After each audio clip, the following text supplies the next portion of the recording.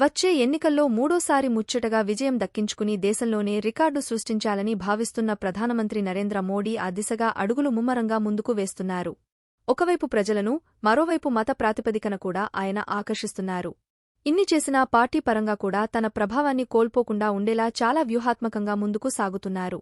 దీనిలో భాగంగా బీజేపీ పాతతరం నాయకులకు మోడీ అవార్డుల వీరతాళ్లు వేస్తున్నారు. దీనికి కారణమేంటి? తర్వాత వరుసలో ఎవరున్నారు అనేది ఇప్పుడు ఆసక్తికర చర్చ.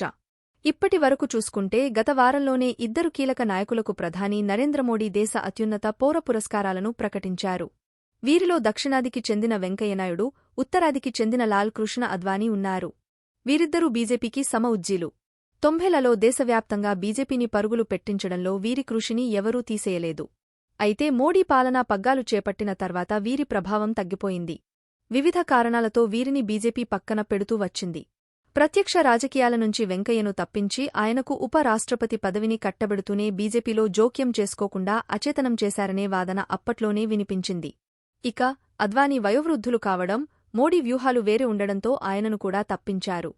మొత్తంగా వీరి ప్రాధాన్యం లేకుండా పోయింది. కాని బీజేపీలో వీరు వేసిన పునాదులు మాత్రం సుస్థిరంగా ఉన్నాయి. దీంతో తరచుగా వీరి ప్రస్తావన వస్తూనే ఉంది.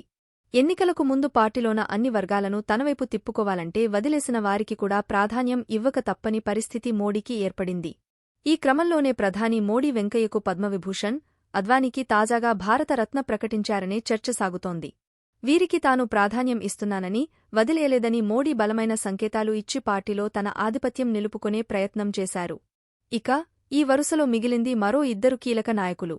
వారే ఫైర్ బ్రాండ్ ఉమాభారతి, మురళీ మనోహర్ జోషి.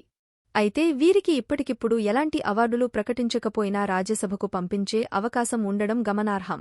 మొత్తంగా బీజేపీపై మోడీ ప్రభావం తగ్గకుండా చూసుకునేందుకు అవార్డుల పంట పండిస్తున్నారనే వాదన వినిపిస్తుండడం గమనార్హం.